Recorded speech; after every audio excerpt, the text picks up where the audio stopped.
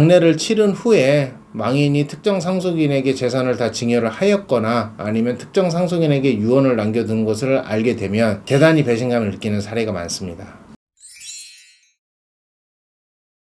안녕하십니까. 저는 한국에서 10여 년간 상속 및 상속증여세 전문 변호사로 활동하고 있는 이유리 변호사입니다. 오늘은 미국 시민권자인 저희 의뢰인의 실제 상황입니다. 시아버지가 사망하셨는데 사망한 이후에 한국에 있는 상속인들께서 아무런 얘기가 없게 되자 상속재산 분할은 어떻게 되는지에서 많이 궁금하셨던 사례인데요. 결론적으로 유류분 반환 청구권을 제기를 했고요. 실제 승소를 해서 일정한 재산을 이제 상속을 받을 수 있게 되었습니다. 오늘 이제 해당 사례를 위주로 해가지고 미국 시민권자 입장에서 유류분 반환 청구권이 필요한 상황들에 대해서 자세히 알아보도록 하겠습니다. 먼저 미국 시민권자 분들의 입장에서 본다면 한국에 살고 계신 아버지가 사망한 이후에 유류분 반환 청구권이 필요한 경우는 대부분 아버지가 남겨둔 재산이 거의 없는 경우이고요. 대부분의 경우 미국에 계신 분들 입장에서는 특정 자녀들에게 뭐 재산이 다 증여가 되거나 이런 분들을 모르시는 경우가 대부분입니다. 아무래도 이제 미국에 계시기 때문에 아버지가 뭐 특정 자녀에게 일정한 재산을 준다고 하더라도 이게 뭐 미국에 계신 자녀나 아니면 다른 상속인들의 동의를 받고 줄 필요는 없거든요. 증여자와 수중자 사이에 증여계약을 맺고 거기에 따라서 이제 증여처를 하시면 되는 거기 때문에 이런 사실을 통보받지 못한 다른 상속인들은 당연히 모를 수밖에 없습니다. 그래서 그 미국 시민권자 분들의 입장에서 유류분 반환 청구가 필요한 경우는 아버지가 사망하신 이후 한국에 계신 형제분들이 사망하신 아버지 재산이나 이런 거에 대한 분할을 어떻게 할 것인지에 대해서 아무런 얘기를 하지 않는 것입니다. 특히 지난 2년 3년간은 코로나로 인해 가지고 장례식도 참석하지 못한 상황에서 그 이후에 어떤 재산 분할이나 이런 거는 얘기는 전혀 없으니 해외에 계신 분들 이제 재외동포분 입장에서는 답답함을 더해가는 상황이었고요. 별다른 얘기가 없을 때 사실 그런 경우에는 어차피 아버지가 생전에 일정한 재산을 가지고 계셨다면 대부분의 재산은 이제 한국에 계신 특정한 상속인한테 다 넘어간 경우가 대부분입니다. 코로나 이전에는 부모님이 사망하시면 신속하게 이제 한국으로 오셔가지고 장례도 참석하시고 사모제도 지내시고 뭐 경우에 따라서 49제까지 있는 경우도 있었습니다만은 아무래도 생업이 있으시기 때문에 뭐 그렇게 오랜 기간 더 있을 수는 없으셨을 겁니다. 어쨌든 한국에 오셔가지고 장례를 치르는 도중에 또는 장례를 치르고 사모제 지내서 일정 기간 지난 다음에 아버지가 예를 들어서 어머니랑 뭐 거주하고 계신 아파트가 그 전에 장남명의로 넘어갔다든지 아니면 그때서야 이제 뭐 장남께서 아버지가 남겨두신 유언이라고 하면서 유언을 공개하는 경우 이제 그런 경우에 아버지가 남겨두신 재산이 어쨌든 특정 상속인한테 모두 갔다라는 것을 그때서야 알게 되신 경우가 많고요. 그때 하면 나는 이제 어떤 조치를 해야 하는가 그러면서 이제 유류분 반환 청구권이라는 걸 행사할 수 있다는 걸 알게 되시는 경우가 많고요. 또 하나가 전혀 뭐 아무런 연락이 없는 것입니다.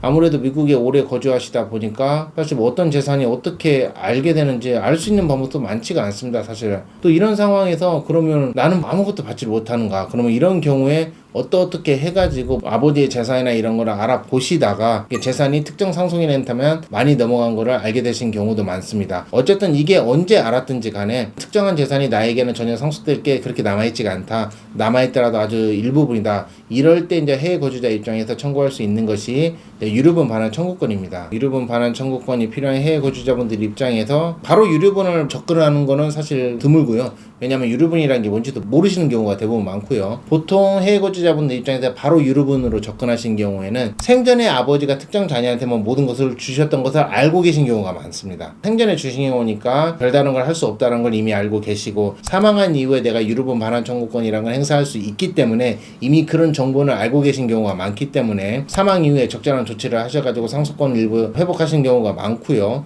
하지만 가장 큰 문제점은 사실 별다른 걸 알지 못하는 경우입니다. 예를 들어서 상속인들은 대습 상속인들이었습니다. 그래서 한국의 아버지가 사망하셨는데 한국에 있는 시동생이나 망인의 자녀들이 뭐 전혀 별다른 연락도 없고 어떤 재산이 남았는지 아버지가 거주하시던 집은 어땠는지 금융재산은 어느 정도인지 전혀 알려주시지 않기 때문에 상속인들 입장에서는 답답한 상황만 흘러갔는데요. 이런 경우에 먼저 하셔야 할 게 뭐냐면 일단은 미국과는 달리 한국에서는 망인이 남겨두신 재산이 무엇인지 조회하는 제도가 있습니다. 그래서 일명 상속인 원스톱 조회 서비스인데요. 이거는 망인이 사망하시고 6개월 이내에 신청해서 조회를 해보실 수가 있습니다.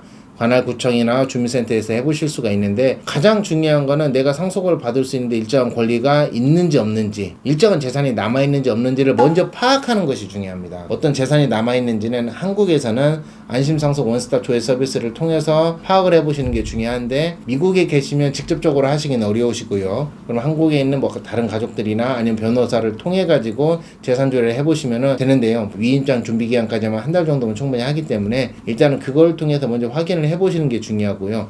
그 다음번으로 만약에 아무런 재산이 남아있지 않다. 그렇다면 사실 재산을 처분하셨거나, 그럼 처분하셨다면 그런 금융재산은 다 어디로 갔는가?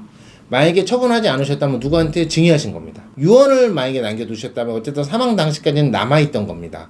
그래서 재산 조회를 할 때 아직 유언을 통해서 넘기지 않았다면 그 재산은 조회가 될 가능성은 있습니다. 별다른 재산이 남아있지 않다면 생전의 재산을 모두 처분했거나 이미 증여를 하거나 어떻게 정리를 하신 경우가 대부분이고요.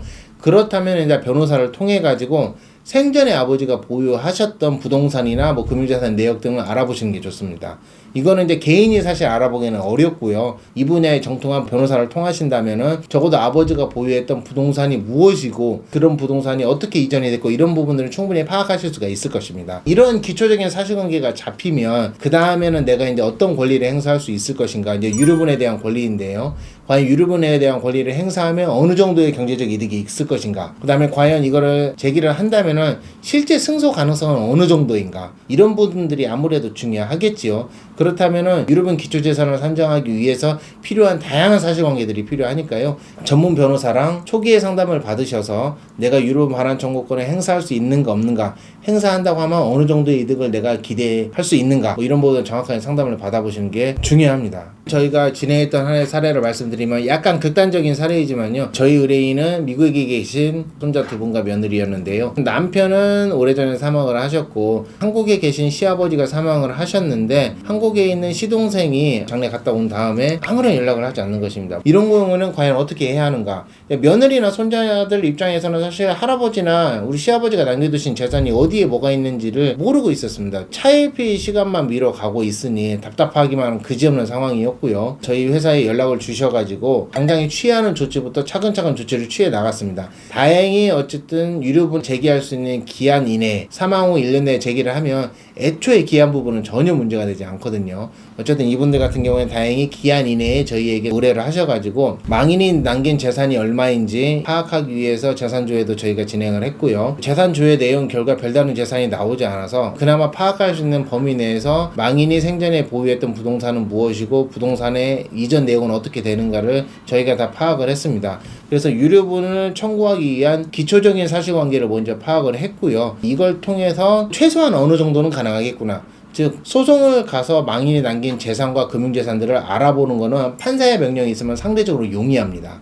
하지만 판사의 명령이 없다면, 즉 소송 없이 그냥 알아보기에는 아무리 변호사를 통한다고 하더라도 금융재산 같은 경우에는 알아보기 힘든 경우가 많고요. 부동산은 그 변호사의 역량에 따라서 어느 정도 알아볼 수 있기는 합니다.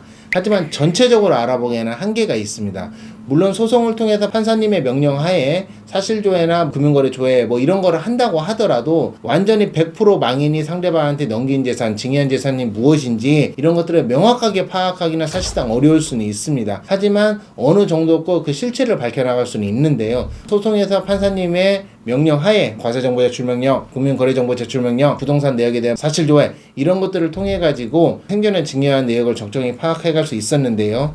소송 전에 어느 정도 파악한 기초 사실을 기반으로 해서 최선의 내가 소송에서 기대할 수 있는 이득이 어느 정도인지를 감안하고 소송을 시작을 하였고요. 소송이 시작된 다음에 다양한 증거 신청을 통해서 망인의 주거래 은행부터 파악을 해서 해당 은행에 대한 거래 내역과 이런 것들 조회를 통해서 모든 걸 밝혀냈었고요. 최초 시작할 때는 어떤 재산이 있었고 뭐가 있었는지 전혀 모르는 대상속인들 입장에서 소송을 통해서 상당 부분 증여 재산을 밝혀내서 어느 정도 상속권을 회복할 수 있었던 사례였고요. 이와 비슷한 유형이든지 생전의 여산이 대부분 특정 상속인에게 가서 나도 일정의 상속분을 유류분권을 행사할 수 있는지 이런 거를 이제 알아보고 싶은 분들이 계시다면은 과연 소송 제기할 만한 실익이 있는지 없는지 여부에 대해서 변호사와 세밀하게 상담을 받아보시기를 권해드립니다. 오늘은 해외 거주자 입장에서 한국에서 발생한 유류분 반환 청구권 승소 사례와 주의점 등에 대해서 자세히 살펴보았습니다. 본 영상에 대해서 궁금한 점이 있으시면 댓글로 질문을 남겨주시면 간단한 부분은 직접 답변을 드리도록 하겠습니다. 만약 보다 자세한 상담이 필요하시면 역시 댓글에 남겨져 있는 링크를 통해 상담을 신청해 주시기 바랍니다.